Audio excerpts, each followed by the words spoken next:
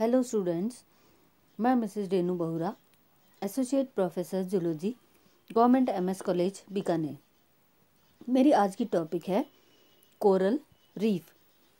सबसे पहले हम ये समझेंगे कि कोरल रीफ क्या होती है। कोरल्स तो हम पहले भी समझ चुके हैं, सिलेंट्रेट्स होते हैं। The coral colonies grow continuously in size by budding of polyps and often form extensive masses known as coral reefs. Coral colonies budding के जो पॉलिप के अंदर बडिंग होती है उससे बहुत ग्रो कर जाते हैं और बहुत बड़ा लार्ज स्ट्रक्चर बना देते हैं या संरचना बना देते हैं।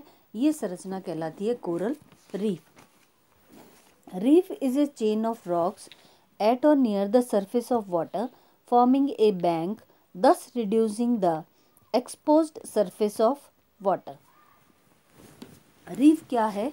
एक रॉक या पत्थर के समान जो है एक चेन पाई जाती है जो वाटर बॉडी के बिल्कुल किनारे पर या समुद्र के किनारे पर पाई जाती है, और इसका समुद्र का किनारा या समुद्र की जो स्पेस है वो धीरे धीरे कम होती चली जाती है, रिड्यूस होती चली जाती है। Reef builders are generally coral animals that form reefs. Reef builders कौन है? रीफ कौन बनाता है? कोरल एनिमल्स रीफ को बनाते हैं। वॉगेन 1917 के अंदर उसने ये डिफाइन किया था कि कोरल रीफ क्या है। A coral reef is a ridge or mound of limestone the upper surface of which is near the surface of the sea and which is formed of calcium carbonate by the action of organisms chiefly corals. Vaughan ने इसको परिभाषा जो दी थी वो इस प्रकार है कि कोरल रीफ्स क्या है? रिच है, और एक रिच है या माउंट है लाइम स्टोन का, स्ट्रक्चर है लाइम स्टोन का, जिसकी अपर सरफेस, ऊपर की जो सरफेस है वो समुद्र के बिल्कुल सरफेस के पास में होती है, और ये कैल्शियम कार्बोनेट का बना होता है पूरा स्ट्रक्चर, और ये कैल्शियम कार्बोनेट सिक्रीट होता है या इसको जो ऑर्गेनिजम्स बनाते हैं वो कोरल्स होते हैं, सिलेंट्रेटा के। In the formation of coral reef calcified alcyonarians like millepora, heliopora, tubipora also take part.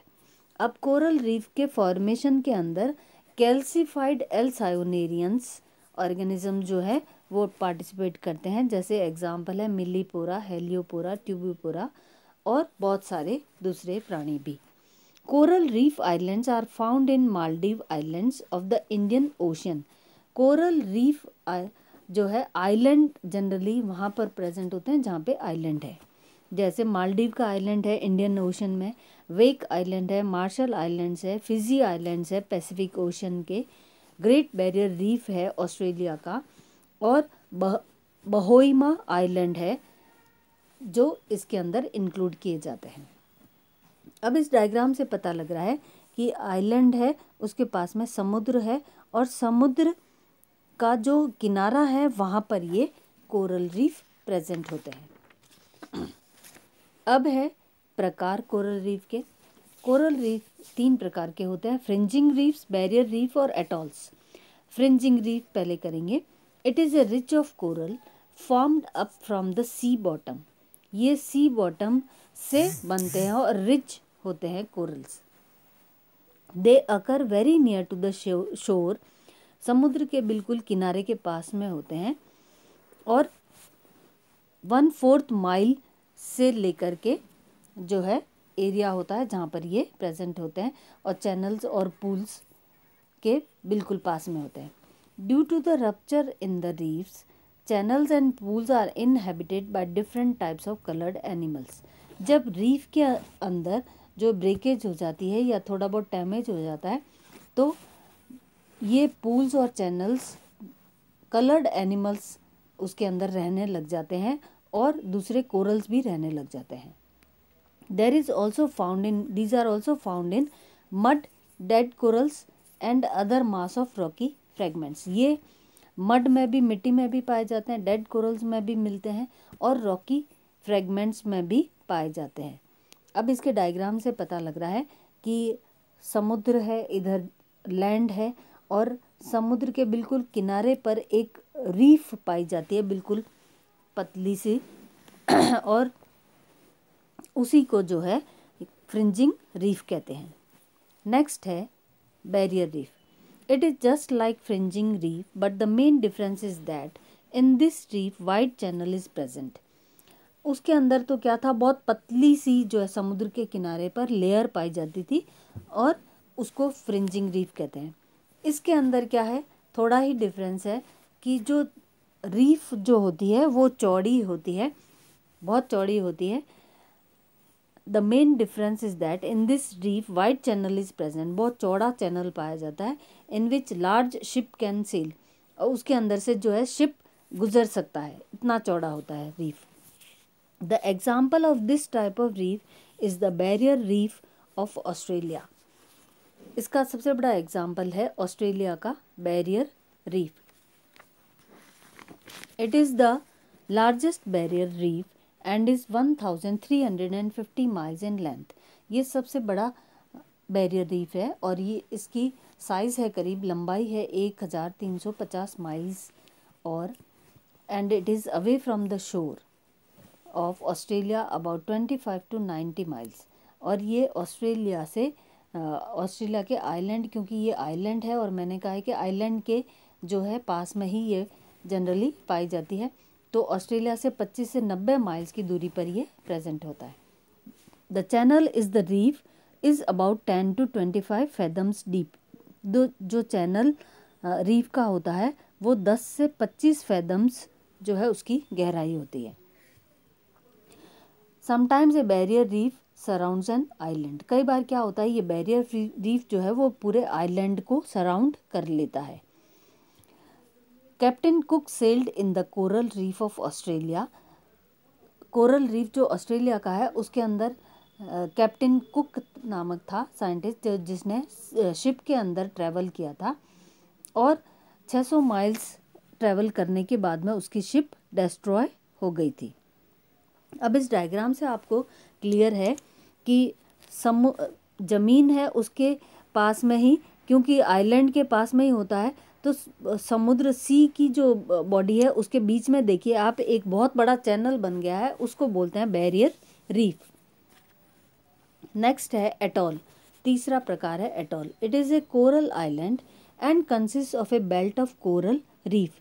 ये कोरल आइलैंड कहलाता है और एक बेल्ट जो है बेल्ट टाइप बन जाता है, एक इस तरह से चैनल टाइप बन जाता है कोरल रीफ का। Having a central shallow lake communicating with the sea. एक बीच के अंदर सेंट्रल जो है लेक होती है जो कम्युनिकेट करती है समुद्र से। It is horse shoe shaped और सर्कुलर रीफ एनक्लोजिंग ए लेगून। हॉर्स शू शेप का होता है और घोड़े के पैर के समान जो पैर का आकार जो होता है उसके शेप का होता है, या फिर गोलाकार होता है, सर्कुलर होता है, और बीच में ये वाटर बॉडी को एनक्लोज करता है जिसको लेगून बोलते हैं। These lagoons are 40 to 50 miles across, और ये 40 से 50 माइल्स की दूरी पर होते हैं। Several of such atolls occur in south Pacific. ऐसे बहुत सारे एटॉल जो है वो साउथ पैसिफिक एरिया के अंदर, साउथ पैसिफिक रीजन जो है उसके अंदर पाए जाते हैं।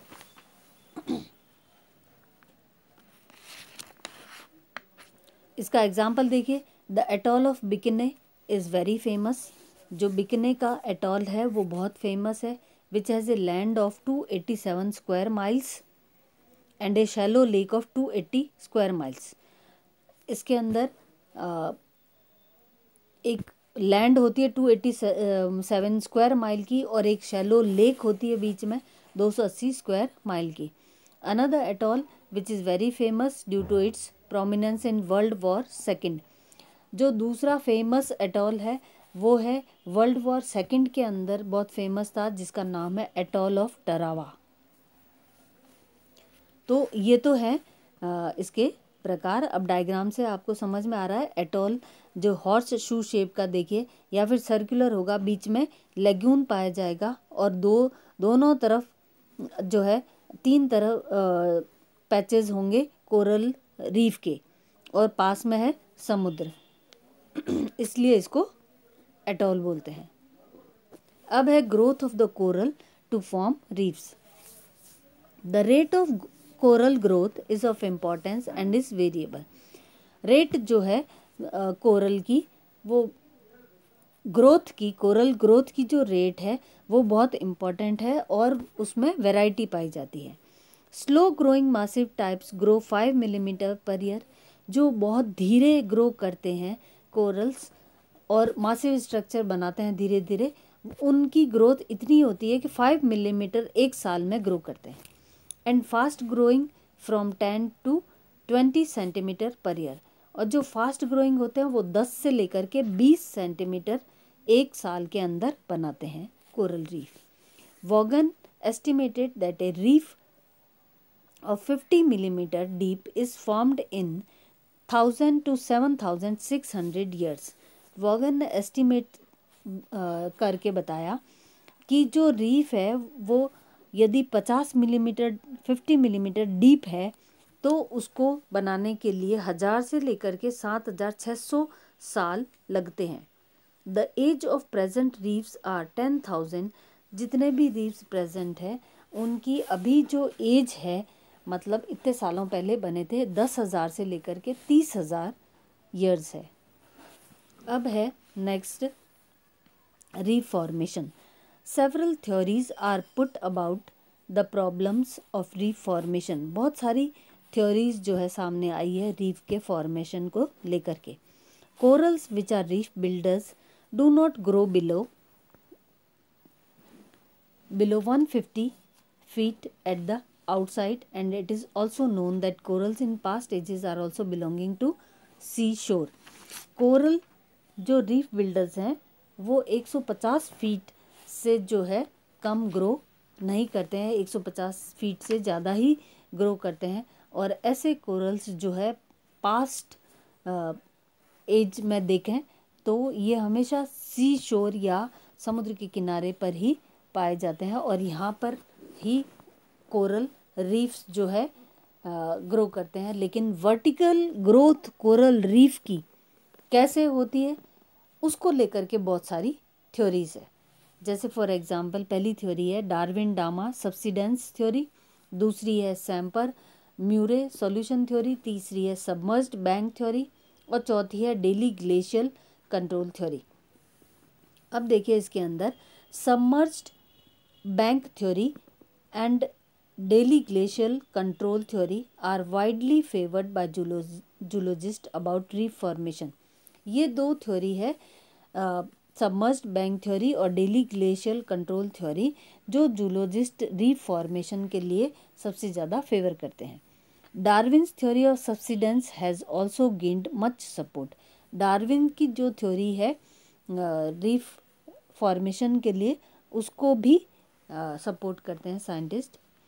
In 1904, a special expedition was sent by Royal Society of London, started the work of boring on Funafuti atoll in South Pacific, north of Fiza, and results supported the subsidence theory. 1904 के अंदर एक expedition जो है भेजा गया royal society of London के द्वारा और वहाँ पर एक जो है बोरिंग का काम किया गया और एटॉल जो साउथ पैसिफिक नॉर्थ फिज़ा में है और दूसरा है फुनाफोल्टी एटॉल और साउथ पैसिफिक नॉर्थ ऑफ फिज़ा. इनको जब बोरिंग की गई तो पता चला कि ये जो कोरल रीफ हैं ये भी कौन सी थ्योरी को सपोर्ट करते हैं, सब्सिडेंस थ्योरी को. नेक्स्ट है क्रे 1931 made 3 borings from the shore. Cray scientist था जिसने 1931 के अंदर 3 बोरिंग किए समुद्र के किनारे और ये समुद्र का किनारा था जो रीफ फॉर्मेशन का समूह का था और रिज़ल्ट जो पता चला उससे ये थ्योरी कंफर्म होती है कौन सी, डेली ग्लेशियल कंट्रोल थ्योरी को फेवर किया गया. तो ये थ्योरीज है रीफ फॉर्मेशन में. अब देखिए नेक्स्ट है और लास्ट है इसका heading importance of coral reefs. Economic importance of coral reef या इम्पोर्टेंस ऑफ कोरल रीफ। अब कोरल रीफ की जो है इम्पोर्टेंस क्या है। Healthy corals are the foundation of our oceans food chain. जो ओशन के अंदर फूड चेन चलती है, इकोसिस्टम जो पानी के अंदर जो इकोसिस्टम चलता है, उसके अंदर ये हेल्दी कोरल्स एक पार्ट है फूड चेन का। From tiny plankton to the largest animal in the sea. छोटे छोटे माइक्रोस्कोपिक ऑर्गेनिजम्स होते हैं जो सरफेस पर तैरते हैं, उनको प्लैंकटन्स कहते हैं। और प्लैंकटन से लेकर के समुद्र के बड़े बड़े जीव, वो सभी उसके अंदर कोरल्स भी आते हैं और ये फूड चेन में हिस्सा लेते हैं। And coral reefs are important to our economy too. और कोरल रीफ्स हमारी इकोनॉमी के लिए भी बहुत इम्पॉर्टेंट है। Healthy coral reefs contribute to fishing and tourism. Healthy coral reef हमारी फिशिंग के अंदर इम्पॉर्टेंट है और टूरिज़्म में भी इम्पॉर्टेंट है, क्योंकि बड़े बड़े ऐसे पहाड़ की तरह स्ट्रक्चर बनते हैं और कैल्शियम कार्बोनेट के होते हैं, तो टूरिस्ट उनको देखने के लिए जाते हैं। फिशिंग में भी इम्पॉर्टेंट होते हैं, providing millions of jobs and contributing to economies all over the world. और बहुत सारे लोगों को इससे जॉब मिलता है और वर्ल्ड की इकोनॉमी भी बेटर होती है। Scientist develop important drugs from coral reef organisms as treatment for cancer, arthritis and viruses. बहुत सारे साइंटिस्ट ने मिलकर के बताया था कि कोरल रीफ से बहुत सारी ड्रग्स बनाई जाती है, दवाइयाँ बनाई जाती है जो कैंसर के ट्रीटमेंट में, आर्थराइटिस के ट्रीटमेंट में और वायरसेस के ट्रीटमेंट में हेल्पफुल होती है। But corals are threatened by pollution and climate change. परंतु कोरल्स को जो है थ्रेटनिंग मिलती है पॉल्यूशन और क्लाइमेट चेंज। जब भी क्लाइमेट चेंज होता है तो कोरल्स जिंदा नहीं रहते हैं।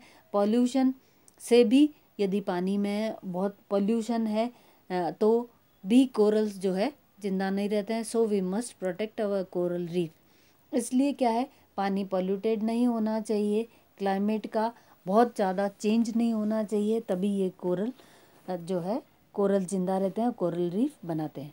Because coral reefs are an important part of earth's fragile ecosystem. Coral reef बहुत इम्पॉर्टेंट पार्ट है इकोसिस्टम का, अर्थ की इकोसिस्टम का। We all benefit from a healthy planet and healthy coral reef. इसलिए क्या है, हम सभी को बेनिफिट होता है, हम सभी को फ़ायदा होता है यदि है हेल्दी कोरल रीफ या कोरल्स जो है हेल्दी कोरल रीफ बनाते हैं, तो प्लैनेट को भी फ़ायदा होता है। और इसके साथ ही ये मेरी कोरल रीफ की टॉपिक समाप्त होती है। Thank you.